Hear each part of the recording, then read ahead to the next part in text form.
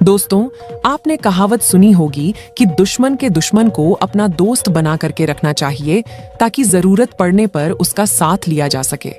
और आज कतर के साथ कुछ ऐसा ही हो रहा है, जहां पर कतर का एक महत्वपूर्ण पड़ोसी देश, जो कि खुद एक मुस्लिम देश है, इसके बावजूद भी इसका झुकाव भारत की ओर कुछ ज्यादा ही बढ़ चुका है।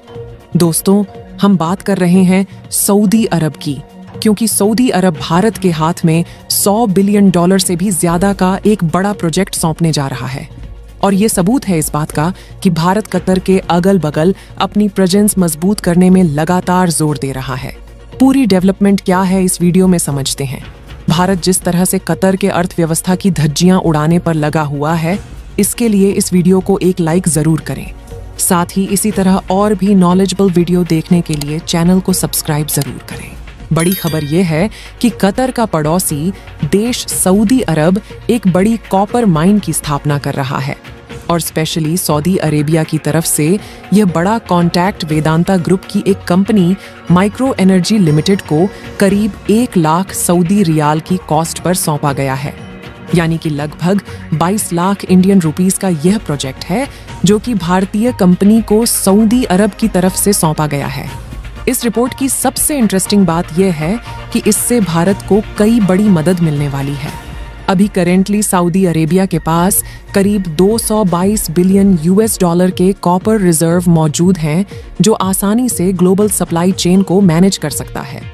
सऊदी अरेबिया चाहता तो यहाँ पर कई चाइनीज कंपनियों को कॉन्ट्रैक्ट दे सकता था, क्योंकि चाइनीज कंपनियां इजीली और कम कॉस्ट पर ऐसा प्लान सेटअप कर देती है। लेकिन सऊदी अरब ने जो भारत के साथ ट्रस्ट एस्टेब्लिश किया है, इसके लिए वह अब किसी और कंपनी या फिर किसी और कॉन्ट्रैक्ट पर भरोसा ही नहीं करना चाहते हैं। आपको बता दें कि सऊदी अरेबिया हर साल कई लाख करोड़ रुपए का कॉन्ट्रैक्ट सिर्फ भारत को सौंपता है और इस नए प्लान की मदद से भारत अपनी कॉपर जरूरतों को इसीलिए इंपोर्ट कर सकता है, क्योंकि अब पूरी दुनिया जिस तरीके से रिन्यूएबल एनर्जी पर शिफ्ट हो रही है, कॉपर की सबसे ज्यादा इंपॉर्टेंट और अहम भूमिका होने वाली है। सोलर पैनल से लेकर विंड एनर्जी और लगने वाले मोटर्स, जनरेटर, टरबाइन के साथ साथ लगभग हर एक सेक्टर में कॉपर का इस्तेमाल किया जाता है। यहाँ तक कि पावर ट्रांसमिशन के लिए लगने वाले ट्रांसफार्मर सर्किट्स के हर एक इंडस्ट्री में कॉपर के बिना ग्रीन रेगुलेशन लाना बिल्कुल न के बराबर है। इसलिए साल 2021 में ये इंडस्ट्री $290 बिलियन की थी, लेकिन साल 2030 तक करीब $500 बिलियन तक पहुंच जाएगी।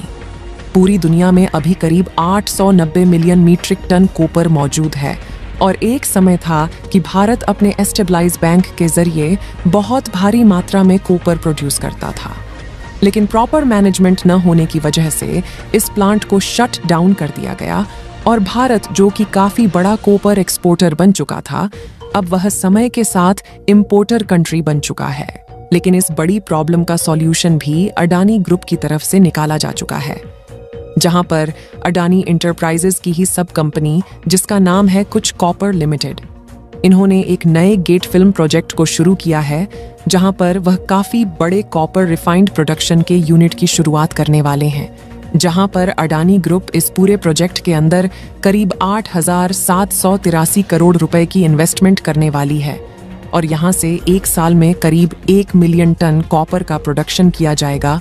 और इम्पॉर्टेंट चीज ये है कि इस प्लांट के बंद होने के चांसेस बिल्कुल न के बराबर है, क्योंकि यहाँ से निकलने वाले जो भी वेस्ट मटेरियल हैं, उनको पूरी तरीके से रीयूज किया जाएगा और उसमें से भी गोल्ड, सिल्वर और तरह तरह के मेटल्स निकाले जाएंगे। अब साल 2023 के डेटा के मुताबिक सऊदी अरब भारत का तीसरा सबसे बड़ा आयल पार्टनर था और जिस तरीके से सऊदी अरेबिया भारत के ऊपर ट्रस्ट कर रहा है, उसी तरीके से भारत भी सऊदी अरेबिया पर करता है।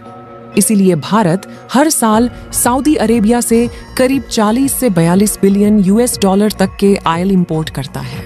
अभी भारत अपनी टोटल कॉपर जरूरतों का 70% हिस्सा जापान, 6% सिंगापुर से, 5% चिली से और साउथ अफ्रीका से 3% इंपोर्ट करता है। लेकिन सऊदी अरबिया में लगने वाले इस नए प्लांट की मदद से भारत भी अपनी जरूरतों का काफी बड़ा हिस्सा सऊदी अरेबिया से इंपोर्ट करके पूरा कर पाएगा, जिससे हमें कम कॉस्ट पे कॉपर मिलने वाला है, क्योंकि एक भारतीय कंपनी वहां पर ऑपरेशंस करेगी और दोनों ही कंट्रीज के बीच में बैलेंस ट्रेड किया जाता है। इसका कंक्लूजन ये है कि भारतीय कंपनियों को अब कई मिडिल ईस्ट और यूरोप के साथ साथ अमेरिका में भी पसंद किया जा रहा है, जिसके लिए भारत की कई कंपनियां वहां पर अपने नए नए प्लांट सेटअप करना शुरू कर चुकी हैं। और ये सब पॉसिबल हो पाया है भारतीय कंपनियों की क्वालिटी की वजह से, क्योंकि भारतीय कंपनियां अपनी क्वालिटी को लेकर के कंप्रोमाइज नहीं कर रही हैं। फिर भी इसके अलावा आप में से बहुत कम लोग इस बात को जानते होंगे कि भारत बहुत ही कम मात्रा में कच्चा तेल यानी कि क्रूड ऑयल प्रोड्यूस करता है, लेकिन इसके बावजूद भी भारत ने अंतर्राष्ट्रीय बाजार में बढ़ने वाले कच्चे तेल की कीमतों को कंट्रोल किया है और ओवरऑल ग्लोबल इकोनॉमी में बनने वाले इन्फ्लेशन को भारत के हाथों कंट्रोल किया गया है। यह सुनकर शायद आपको हमारी बातों पर यकीन न हो, लेकिन यह बात बिल्कुल सही है। फिर भी ये बातें दुनिया के कई बड़े देशों को हजम नहीं हो पा रही है और वह भारत को धन्यवाद की जगह कुछ ऐसे शब्दों का इस्तेमाल कर रहे हैं जिसमें वह कह रहे हैं कि भारत ने अपने कच्चे तेल की जरूरतों को पूरा करने के लिए रशिया और कई देशों के सामने हाथ फैलाए हैं। आगे की वीडियो में हम क्लियर कर देंगे कि भारत ने दुनिया के ऊपर एहसान किया है या फिर दुनिया ने भारत के ऊपर एहसान किया है। ये कहानी शुरू होती है रशिया यूक्रेन वॉर से।